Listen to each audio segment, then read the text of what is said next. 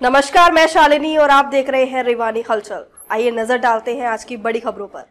बालावास में चिरंजीव राव को लड्डुओं से तौल कर दिया समर्थन। रेवाड़ी से कांग्रेस प्रत्याशी चिरंजीव राव ने आज विधानसभा के गांव बालावास अहीर में अपने जनसंपर्क अभियान के तहत प्रचार किया। गांव बालावास अहीर पहुंचने पर ग्रामीणों ने चिरंजीव राव का जोरदार स्वागत कर लड्डुओं से तौलकर समर्थन किया। चिरंजीव राव ने कहा कि सरकार आने पर 300 यूनिट फ्री, 500 रुपए में रसोई गैस सिलेंडर, 18 से 60 वर्ष आयु की सभी महिलाओं को 2000 रुपए महीना, बुढ़ापा पेंशन 6000 रुपए महीना देने के साथ साथ 25 लाख रुपए तक का इलाज बिल्कुल मुफ्त किया जाएगा। उन्होंने कहा है कि कांग्रेस सत्ता में आने के बाद हरियाणा में पुरानी पेंशन योजना को बहाल करने के साथ ही बेरोजगार युवाओं को 2 लाख पक्की नौकरियां भी दी जाएंगी। चिरंजीव राव ने कहा कि रेवाड़ी को स्वच्छ बनाने के साथ साथ भ्रष्टाचार मुक्त किया जाएगा। उन्होंने कहा कि युवाओं में फैलते नशे पर भी लगाम लगाते हुए हरियाणा को नशा मुक्त करने का काम कांग्रेस सरकार करेगी।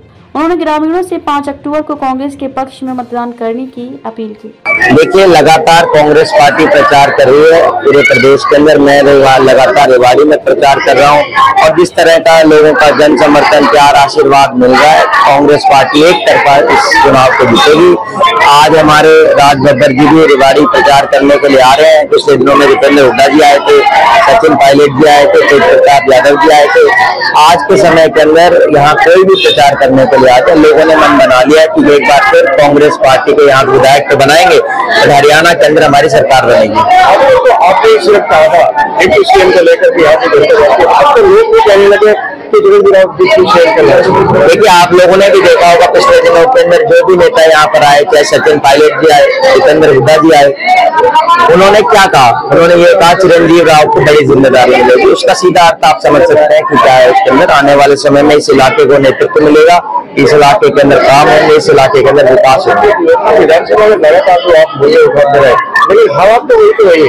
देखिए, 10 साल अगर कोई आप गाड़ी खरीद लें, उसका सर्विस ना कराएं, उसके अंदर काम ना करें, उस गाड़ी की हालत खराब हो जाती है। तो हमारा शहर है, गांव है, यहाँ 10 साल कुछ नहीं किया।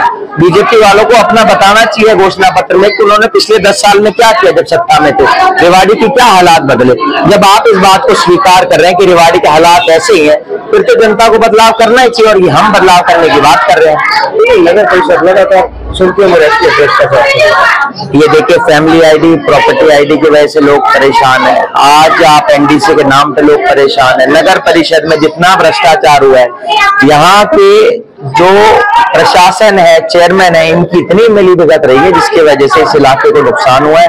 आने वाले समय के अंदर हम बदलाव लेकर आएंगे, रेवाड़ी को स्वच्छ बनाएंगे, रेवाड़ी को भ्रष्टाचार मुक्त बनाएंगे, नशा मुक्त बनाएंगे। नहीं लगता कि अफसरशाही कहीं न कहीं हावी है रेवाड़ी का? देखिए, अफसरशाही तो तभी हावी होती है जब उसका पकड़ जो है ऊपर से लचर हो। आने वाले समय के अंदर अधिकारी बहुत अच्छा काम करेंगे जब हमारी सरकार आएगी और एक बहुत ही अपराध मुक्त, भ्रष्टाचार मुक्त सरकार देने का हम काम करेंगे। चिरंजीव राव अपने आप को किस पायदान पर खड़ा है? चिरंजीव राव अपने आप सबसे ऊपरी पायदान के अंदर पाते हैं। हम लोग भारी बहुमत के साथ जीतेंगे और इस इलाके को बहुत आगे लेकर जाएंगे। नहीं बना पाए।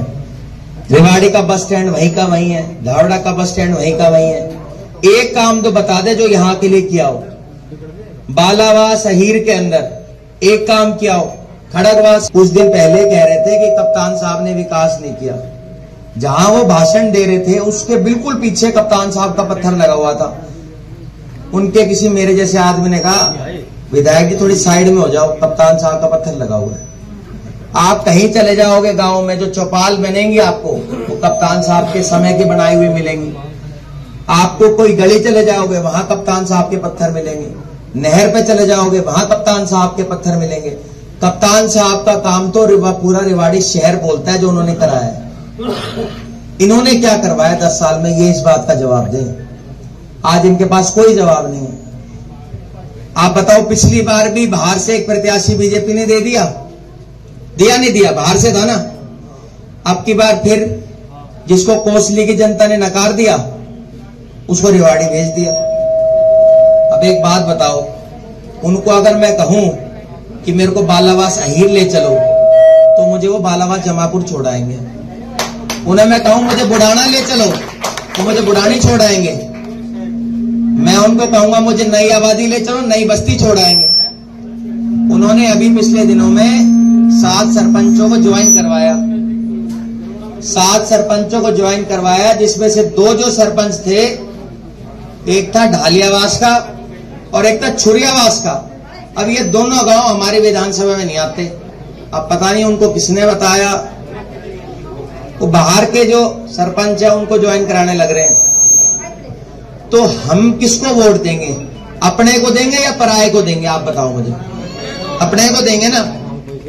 और देखो, कांग्रेस पार्टी ने सबके लिए काम किया है। कांग्रेस पार्टी अपना घोषणा पत्र लेके आई है, जिसमें 7 वादे आपसे कर रही है।